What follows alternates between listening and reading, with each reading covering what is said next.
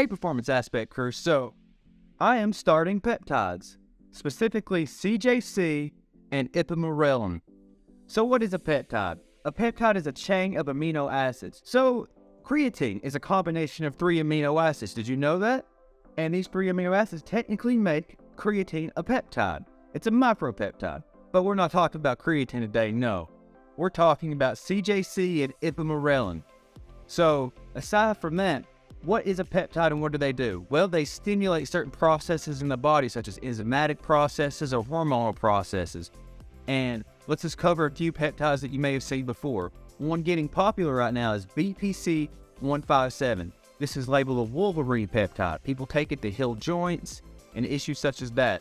And then there's also Trizepatide, which is what's in Mounjaro. Yes, that is a peptide, including semaglutide, which is what is in Wegovy. Those are all peptides. And then we know the oldest peptide that you see most commonly is insulin. Yes, that's also a peptide. So why would I consider taking a peptide? Well, let's first off say that my doctor prescribed me this peptide. So I did get this prescription from a doctor, a 3-month supply of CJC and Ipamorelin. So what does CJC and Ipamorelin do that's different than these other peptides? Well, CJC and Ipamorelin is actually growth hormone secretagogues. CJC being a GnRH, growth hormone releasing hormone, and Ipamorelin being a ghrelin mimetic, which stimulates the body to release growth hormone. And yes, I said ghrelin mimetic, and if any of y'all are bodybuilders and are experienced in this stuff, you may have heard of MK677. MK677 is a ghrelin mimetic, which stimulates growth hormone. But one bad side effect of MK677 is that it increases blood sugar. So yeah, MK677 could cause high blood sugar and possible insulin resistance, which we do not want. So wouldn't Ipamorelin do the same thing since it's a ghrelin mimetic?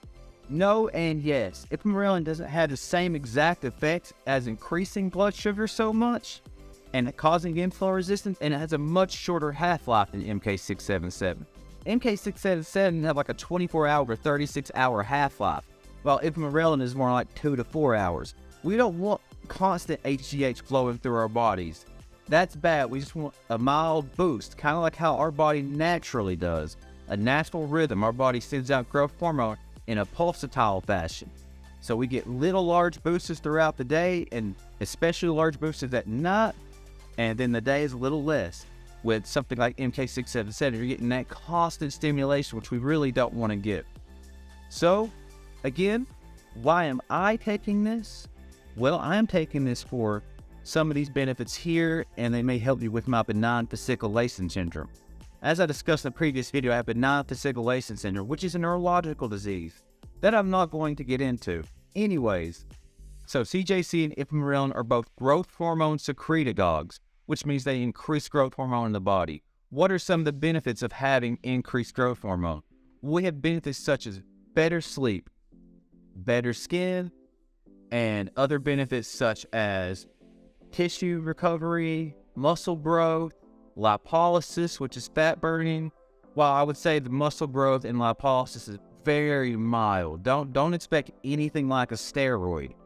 And so, why wouldn't I take actual HGH, human growth hormone? Well, actual HGH is very, very expensive. You're talking $300 a month on the black market, getting Chinese generic, and up to thousands of dollars a month for actual pharmaceutical HGH. While I got CJC and Ipam for $300 for a 3-month supply from my doctor. And taking these, I'm hoping that they actually will help with my rest and recovery, because that's one other benefit to it. You get better sleep, better rest and recovery. And also, growth hormone, and specifically the metabolic from it, IGF-1, insulin-like growth factor, can increase neurogenesis. Me having a neurological disease, I really want to create as much neurogenesis as I can. What is neurogenesis? So don't let me get too far ahead. Neurogenesis is the creation of new brain neurons and new brain cells. So my goal is to do that and have my brain recover from this disease. Anyways, yes, and I'm going to pause here. Yes, you can create new brain cells. Don't let anybody tell you any different. So I'm taking these for all those reasons, which are good positive benefits. And some other people may be taking them for different reasons. So, aside from that, is there any cons to CJC and Ipamorelin? Bad side effects? Yes. One bad side effect you could have is potential water retention. And that water retention could put some pressure on your heart, increase blood pressure. And people who take large doses of growth hormone will actually hold so much water in their hands that it actually pinches the nerve and causes carpal tunnel-like symptoms. So, anyways, am I worried about that? No, because CJC and Ipamorelin stimulates my body's own natural production. I'm not taking what bodybuilders take, which is like 4 IUs to 8 IUs. I even heard of some bodybuilders taking 20 IUs of HGH a day. So, I'm only getting a small boost to boost my body's natural ability to heal and recover. Anyways, if you have any questions about peptides or any other peptides, I can do more videos. I can do videos on BPC 157, the Wolverine peptide. I can do videos on semaglutide talking about its bad effects. But anyways, that's it for now. And performance aspect out. See you guys.